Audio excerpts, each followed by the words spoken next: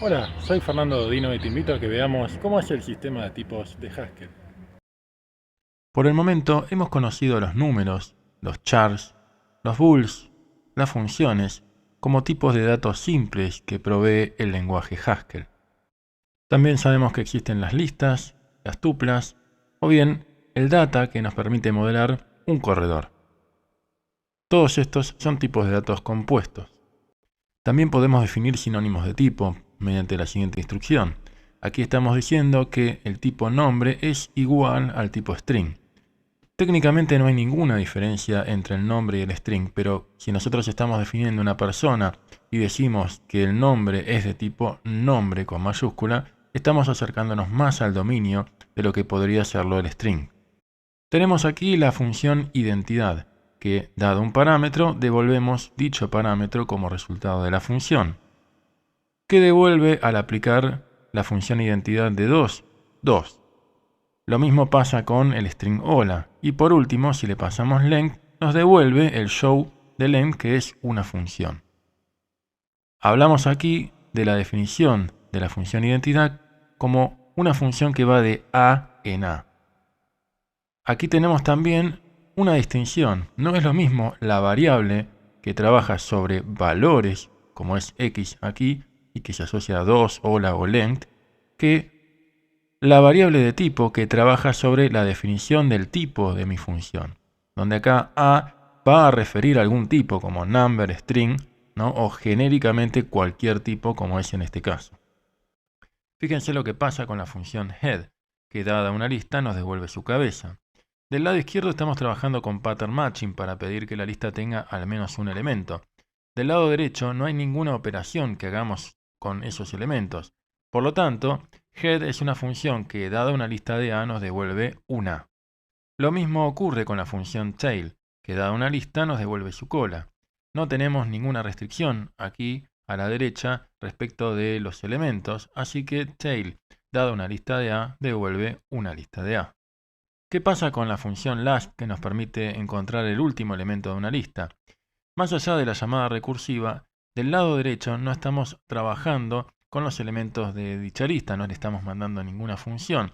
Así que, nuevamente, last será una función que, dada una lista de A, nos devuelve el último elemento que tiene que ser de tipo A. Respecto de take, fíjense que el primer argumento tiene que ser un número, reforzado por la operación menor o igual a 0, es decir, tenemos que comparar con menor o igual con elementos que sean del mismo tipo, así que tiene que ser un número. Y también aquí, ¿no? n-1, ¿no? Eso tiene que devolvernos un número. Respecto a la lista, no tenemos ninguna restricción. Simplemente usamos dos diferentes pattern matching, la lista vacía, la lista que tiene por lo menos un elemento, y acá no me importa. Y como resultado final tendremos una lista del mismo tipo, porque aquí trabajamos con lista vacía, pero aquí utilizamos X, es decir, la lista resultante tiene que ser del mismo tipo del segundo parámetro. Así que finalmente tenemos a take como una función que dado un número y una lista de A nos devuelve una lista de A. ¿Qué pasa con la función map? Podríamos hacer, por ejemplo, map de la función más 1 de esta lista que va de 1 a 10 y eso nos devuelve los números siguientes de la lista original.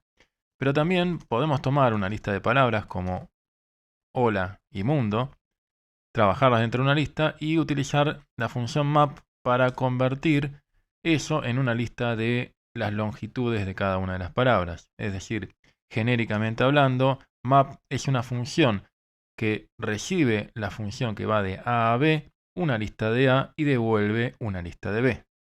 ¿Y qué pasa con la función first que trabaja con tuplas? Las tuplas las definimos como de tipo A, B, ¿no? Entonces, first va a recibir una tupla cuyo primer elemento es de tipo A, el segundo es de tipo B. Eso implica que podemos tener tuplas con elementos del mismo tipo, pero también de tipos distintos. Y el tipo resultante tiene que coincidir con el tipo del primer elemento de la tupla.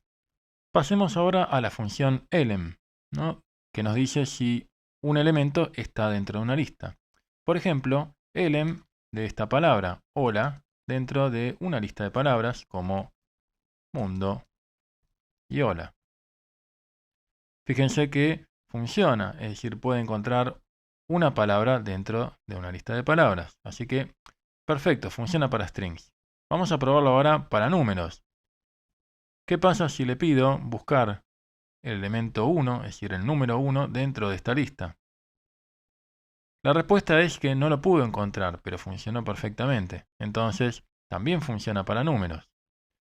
Ahora bien, puedo armar una lista con, por ejemplo, las funciones head y last. Eso me da una lista de funciones que van de lista de A a A, ¿no? Es una lista perfectamente válida. Ahora bien, si yo busco head en esa lista, lo que me termina pasando es que Haskell me tira un error porque las funciones no se pueden ordenar ni comparar. Es decir, no puedo trabajar con el lem de una función y una lista de funciones. Es decir, no cualquier tipo pasa por el tamiz de la interfaz del lem. ¿Y por qué se da este problema de que las funciones no se pueden ordenar ni comparar? Por esta operación que estamos haciendo con los elementos de la lista, ¿no? Entonces necesitamos que los elementos de la lista se puedan trabajar con el operador igual igual. Eso es lo que produce que el lem tenga una restricción.